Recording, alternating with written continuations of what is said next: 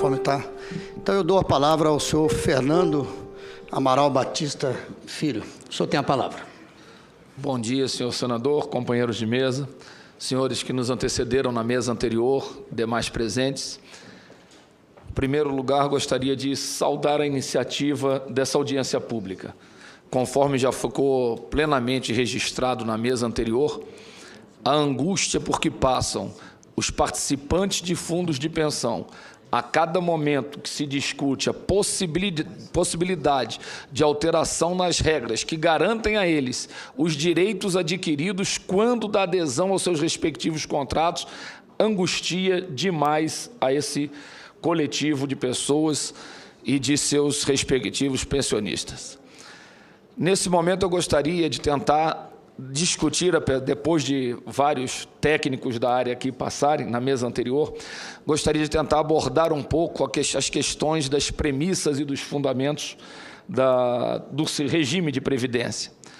A previdência, ela participa do sistema de seguridade do país. Participando do sistema de seguridade, ela tem uma diferença entre os outros dois pilares, que são a saúde e a assistência social. Os dois primeiros, a assistência social e a saúde, não são sistemas contributivos. Para eles, o governo destina verbas e vai trabalhar dentro da possibilidade com base na reserva do possível, na tese do reserva do possível. Enquanto eu tiver recursos, o máximo que eu posso fazer. A Previdência, ao contrário, não tem essa mesma lógica, apesar de fazer parte do sistema de seguridade social. É o Instituto Nacional do Seguro Social, que diz que o sistema previdenciário requer a contribuição do participante para que tenha, em contrapartida, a garantia da sua subsistência quando da impossibilidade de manter a sua capacidade laboral. Ela começa ainda no século XIX, com a primeira atividade de previdência, que era a substituição do trabalhador recebendo quando do acidente de trabalho. Depois estendeu-se para a possibilidade de incapacidade laboral quando de doenças. E mais tarde estendeu-se também para a incapacidade laboral quando da velhice e, portanto, do fim da sua capacidade laboral. A previdência complementar faz parte desse sistema previdenciário. Não tem direito nem à previdência complementar aquele que não contribui para ela. O caráter de todo o sistema é de seguros. Participante contribui e, portanto, ele tem um direito a ser reconhecido. Em outros fóruns, debatendo com alguns magistrados, tive um pouco a ousadia de, não ainda na época, formado no campo do direito, mas já questionava a ideia da expectativa de direito. Porque uma das coisas que nós discutimos é se o contrato foi feito ao amparo da lei, tendo o objeto lícito e factível, o contrato e a manifestação do interesse das partes torna legítimo e um direito adquirido no momento que se assina o contrato. O que tinha de expectativa era do exercício do direito que já está adquirido quando do contrato legítimo feito. E isso vale para a Previdência Oficial, vale para a Previdência Complementar. Quando começava a discutir ainda na década de 80, no movimento sindical, representando os funcionários do Banco do Brasil, em debates no Tribunal Superior do Trabalho, naquele momento, encontramos meu primeiro embate com relação à Previdência Complementar. Quando os funcionários que se desligavam do Banco do Brasil levavam a sua reserva de poupança, ou seja, aquela para que ele mesmo pessoalmente contribuiu, e o Banco do Brasil, na época, dizia: eu levo, então, a outra parte da minha contribuição. E nós discutíamos, naquele momento, a possibilidade dessa intenção do banco ou não. O banco entendia que aquela contribuição dele como participante era uma despesa diferida, que os senhores da contabilidade conhecem bem, mas que significa eu gastar hoje e aportar hoje um dinheiro para uma despesa que eu vou fazer no futuro. E o banco dizia: eu pago hoje o patrocínio para esse trabalhador, para caso ele se aposente, ter dinheiro para pagar a sua aposentadoria no futuro. Porém, se ele sai antes, eu quero meu dinheiro de volta. E nós, então, começamos a debater no TST, com o ministro Guimarães Falcão, ministro Marco Aurélio Faria de Mello, na época corregedor, o ministro Pimentel, e naquela época, sentando em discussão com o banco, chegamos à conclusão, em dissídio coletivo, de que a contribuição do patrocinador não era despesa diferida. Ele era salário indireto. Portanto, no momento que é pago ao fundo de pensão, pertence ao trabalhador. E, naquele momento, discutia-se o seguinte: a Previ, no nosso caso, é uma empresa ou é um fundo de pensão? Qual é a diferença entre eles? Tem CNPJ, por isso é empresa? Não, a empresa tem fim lucrativo. E o fundo de pensão não tem fim lucrativo. O excedente que ocorre numa empresa é distribuído aos seus associados, aos seus sócios, como lucro. No fundo de pensão, tanto a sobra como a falta são considerados desequilíbrios. O objetivo de fundo de pensão é o equilíbrio permanente e, por isso, a lei corretamente negociada neste Congresso, porque a lei é um ato político, quando ela é feita. O ato jurídico é verificar se ela está sendo cumprida ou não. Se o pacto está ou não sendo cumprido, vai-se ao judiciário. Mas o ato de criar uma lei é um ato de negociação política nesta casa.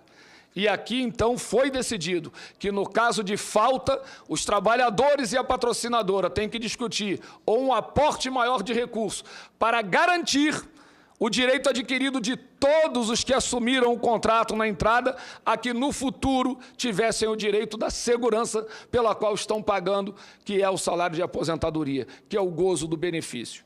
E dizia, se não houver possibilidade financeira para você poder garantir esse futuro, terá que ser negociado com todos os participantes a redução dos seus benefícios futuros, para que neste novo pacto, este novo benefício, mesmo reduzido, também estivesse garantido. Mas diz também a legislação, se houver sobra, esta sobra tem que garantir ou uma redução da contribuição ou um aumento dos benefícios para todos os trabalhadores do plano, uma vez que aqueles recursos lhes pertencem. E é com base nessa ótica que a gente quer discutir a criação do Instituto da retirada de patrocínio e a criação do Instituto da reversão de valores pela CGPC 26. Ela extrapola a lei. Ela torna o patrocinador um sócio da empresa. Fundo de pensão não tem sócio. Fundo de pensão tem participante, tem assistido, tem os beneficiários. Pode ter patrocinador ou instituidor, mas não tem sócio. Então, a sobra de dinheiro não pode voltar ao patrocinador, uma vez que, consagrado ser um salário indireto, pertence aos beneficiários, aos participantes, que devem decidir como melhor usá-lo, reduzindo contribuição ou aumentando os benefícios. Mas isso aqui ocorreu.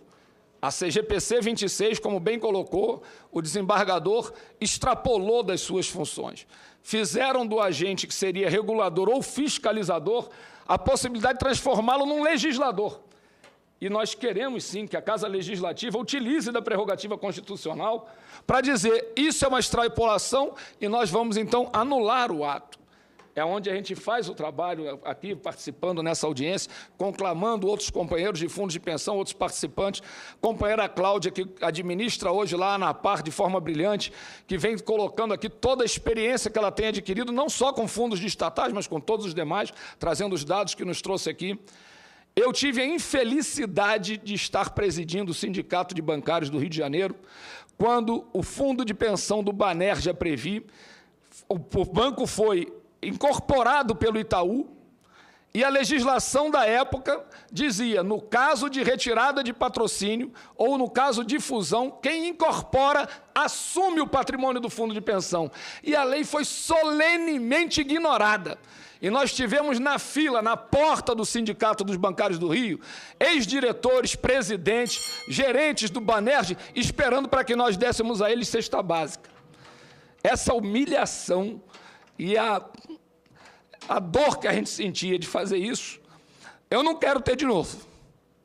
Então, quando hoje nós estamos discutindo aqui o processo de retirada de patrocínio, é importante que a gente saiba que não é uma questão financeira.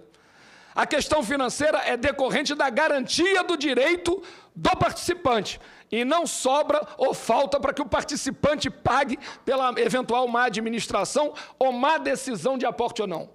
O contrato previdenciário não é um contrato de 30 ou 35 anos. Ele é um contrato de 60 ou 70 anos, que tem o período de contribuição e o período que ele tem que ter o gozo dos benefícios que ele pactuou e pagou. E não rompeu o compromisso enquanto ele esteve vivo. E por que os outros têm direito de romper? Qual é a lógica de você dizer que o patrocinador pode a qualquer momento sair sem assumir os ônus dos direitos dos que nele acreditaram? É claro que tem que poder sair. Se ele chega e diz, olha, eu tenho um momento que a minha empresa vai quebrar se eu mantiver o plano. Perfeito, não entra mais ninguém no plano, discute-se que você vai sair, não faz mais aporte normal, mas vai pegando todos os companheiros que têm direito adquirido e continue pagando a eles. Acabe o plano, ninguém mais entra. Mas o direito adquirido de quem estava lá, ele tem que adquirir, tem que garantir. Porque não adianta você chegar no final de vida, alguém que está com 80 anos, você vai dizer, a expectativa de vida dele é 85, ele tem reserva para 5 anos. Aí você diz, pode pegar em dinheiro. E se ele viver o 86º ano? Morre de fome? Depois de todo o processo? Está errado. E se qualquer órgão regulador ou órgão fiscalizador decidir impor à sociedade um entendimento legal que não está previsto em lei, cabe ao Congresso, sim, vetá-lo usando do seu direito constitucional de inibir as extrapolações do que é o pacto social firmado no Poder Legislativo. Nós estamos acompanhando o processo, participando, gostaria de convidar a todos os presentes aqui, o senhor senador, os membros da comissão, demais membros da mesa. Na próxima semana, nos dias 4 e 5, a Associação Nacional dos Funcionários do Banco do Brasil está realizando um seminário aqui em Brasília, no Hotel Naum. É grátis a inscrição, é gratuita. O nome é Previdência Complementar, Impasses e Soluções, onde nós estamos chamando os representantes do Ministério da Previdência, da Previc, da Secretaria de Política de Previdência Complementar, representantes de fundos de pensão, ANAPAR, representantes de trabalhadores das centrais das confederações de bancários, onde nós estamos querendo discutir, primeiro, qual é o papel da Previdência Complementar no sistema previdenciário como um todo. Qual é o papel da Previc na garantia dos direitos dos participantes? Porque a estabilidade do sistema é fazer com que ele funcione e não fazer com que ele simplesmente tenha dinheiro. Ele tem que chegar lá e dizer, funcionar é garantir a quem assumiu o compromisso de contribuir que o benefício a ele será pago e não defender patrocinadores. Portanto, como pertence aos trabalhadores os recursos do fundo de pensão, por ser salário indireto, pertencente a ele, e o fundo de pensão só paga benefício, e patrocinador não tem como receber benefício, quem recebe benefício é o participante, é a ele que pertence esse patrimônio. Então, a Previc participará, nós vamos chamar também, a ANAPAR estará presente conosco, vamos debater todas essas questões desses institutos, o Instituto da Reversão de Valores, o Instituto da Retirada e a discussão de como ficarão os passos seguintes em casos de incorporações e de fusões. No próprio Banco do Brasil, onde nós representamos os funcionários, incorporamos os funcionários do BESC, mas o seu fundo de pensão não foi incorporado. Incorporamos os funcionários da nossa Caixa, mas o fundo de pensão não foi incorporado. Incorporamos o pessoal do Banco do Estado do Piauí, mas não foi incorporado esse pessoal nem ao nosso plano de previdência nem ao de saúde. Está na hora de todos nós trabalharmos juntos. A ANAB está à disposição de todos os senhores e eu gostaria de contar com a presença, pelo menos da maioria, nesse nosso seminário, dia 4, a partir das 9 horas. Entrando no site da ANAB, www.anab.org.br, vocês vão encontrar o banner da inscrição, que é gratuita, e gostaríamos de ter a presença e a participação de todos vocês. Muito obrigado.